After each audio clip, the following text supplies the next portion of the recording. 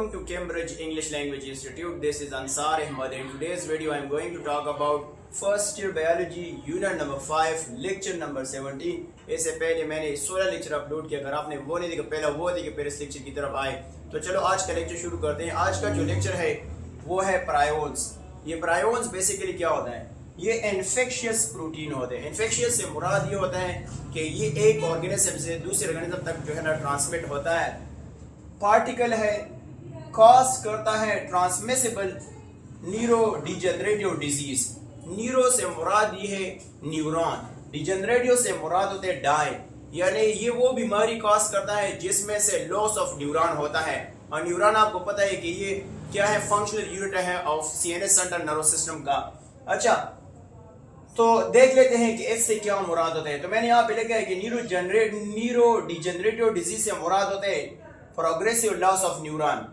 अच्छा, ये prion basically है क्या, तो आए देख लेते हैं. मैं आपको बताता हूं कि हमारे पास ये अगर देखें तो हमारे पास सेंट्रल नर्वस सिस्टम होता है. सेंट्रल नर्वस सिस्टम जो है ना, ये ब्रेन और स्पाइनल कॉर्ड पे मुश्तमिल होता है.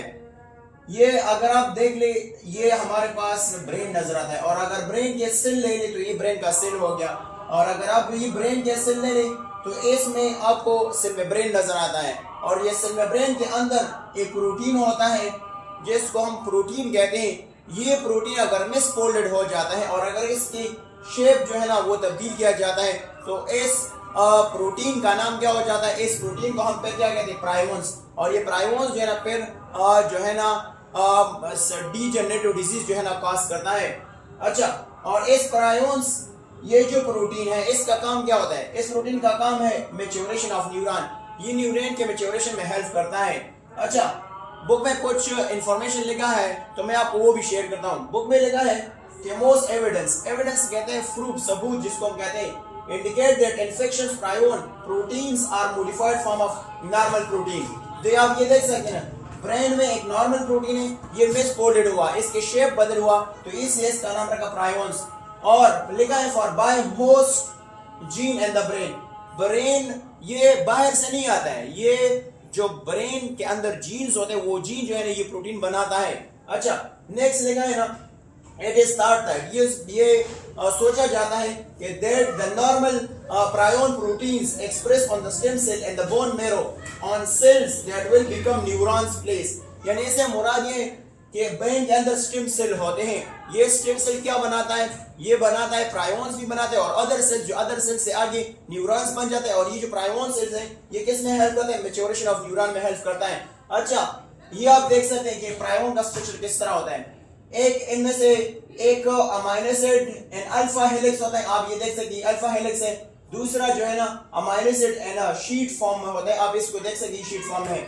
अच्छा, ये जो है ना शीप और जो गोट है, बकरी है, उनमें से एक डिजीज काज करता है. इस डिजीज का नाम है स्क्रैबी डिजीज. ये स्क्रैबी डिजीज क्या होता है? इनमें से शीप और गोट के जो सेंट्रल नर्वस सिस्टम है वो इफेक्टेड हो जाता है.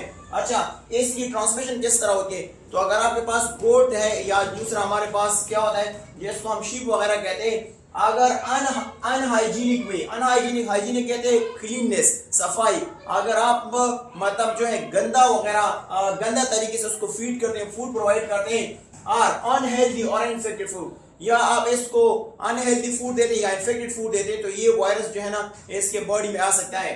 अच्छा, नेक्स्ट हमारे पास है ये ह्यूमन में भी बहुत ज्यादा बीमारी कॉज करता है. अच्छा, ह्यूमन में कौन कौन सी बीमारी कॉज करते हैं? फर्स्ट जो है ना CJD, जिसको हम कहते हैं क्रूट्सफेल्ड जैकोब डिजीज. ये फेटल है, फेटल से मुराद ये डेथ कॉज करता है. डीजेनरेटिव ब्रेन डिसऑर्डर है, मैंने बता दिया कि इनमें से लॉस ऑफ न्यूरॉन होता है. सिम्टम्स क्या है? मेमोरी प्रॉब्लम्स, यानी इसमें से मेमोरी जो है ना मेमोरी लॉस हो जाता है. बिहेवियरल चेंजेस, बिहेवियरल चेंजेस से मुराद ये है कि इसके जो एक्शंस है वो चेंज हो जाते हैं, क्योंकि ब्रेन मतलब ब्रेन में न्यूरॉन खराब हो, जब न्यूरॉन खराब होता है तो इसकी बिहेवियर भी चेंज होता है. पुअर कोऑर्डिनेशन, पुअर कोऑर्डिनेशन से मुराद है कि देखो मैं आप हाथ को प्रॉपर्ली जो है ना वो कॉन्ट्रैक्ट और रिलैक्स करता हूं तो फिर ये इस तरह नहीं होगा. अच्छा, दूसरा विजुअल डिस्टर्बेंस, विजुअल डिस्टर्बेंस से मुराद होता है कि इसके विजन में भी प्रॉब्लम आ जाएगा. नेक्स्ट हमारे पास है GSS, जिसको हम कहते हैं गर्ड्समैन स्टुडिसर सिचनकर्ट जो डिजीज है. ये rare genetic degenerative brain disorder है. मतलब ये पेरेंट्स से बच्चों तक ट्रांसफर होता है और पेरेंट्स के अगर जीन में चेंज आता है तो ये बच्चों में मुंतकिल होता है। अच्छा, इसके सिम्टम में प्रोग्रेसिव लॉस ऑफ कोऑर्डिनेशन, मुसलसल जो है इसकी कोऑर्डिनेशन लॉस होते हैं। दैट में present age unsteadiness of Zen, unsteady of zenness से मुराद क्या होता है, इससे मुराद होता है डिफिकल्टी इन वॉकिंग, मतलब वो उस तरह वॉक नहीं कर सकेंगे, इसको हम कहते हैं एब्नॉर्मल पैटर्न ऑफ वॉकिंग होगा, डिफिकल्टी वॉकिंग यहाँ पे लिखा है। दूसरा हमारे पास डिमेंशिया होगा, डिमेंशिया से मुराद होता है लॉस ऑफ शॉर्ट मेमोरी होगा। क्लम्पनेस से मुराद क्या होता है, यहाँ से क्लमनेस से मुराद ये है कि पुअर कोऑर्डिनेशन होगा, पुअर मूवमेंट होगा और पुअर एक्शन होगा। तो हम यहाँ पे लिख सकते हैं ये हमारे पास क्या होगा, पुअर कोऑर्डिनेशन होगा। अच्छा, दूसरा हमारे पास FFI, इससे क्या मुराद होता है, इससे मुराद है फेटल फेमिलियर इंसोम्निया। तो इंसोम्निया क्या होता है, जिसको नींद नहीं आती इसको इंसोम्निया डिसऑर्डर कहते हैं।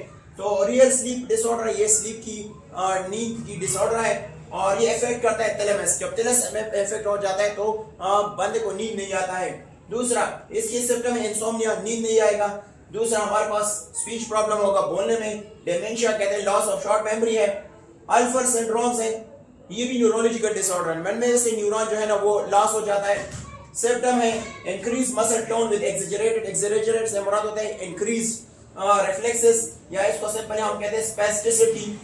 इससे क्या मुराद होता है, इससे मुराद ये होता है ना कि जो मसल है वो स्टिफ हो जाता है, टाइटन हो जाता है, बार बार इसको जो ब्रेन से नर्व इंपल्स आ जाता है, यानी इसमें हम कहते हैं इंक्रीज इंपल्सेस आ जाता है, एक्सैजरेट हो जाता है, बट फिर जो मसल है ना वो स्टिफ और टाइट हो जाता है। नेक्स्ट सीजर होता है जिसको झटके वगैरह कहते हैं। डिमेंशिया है जिसको हम लॉस ऑफ शॉर्ट मेमोरी कहते हैं।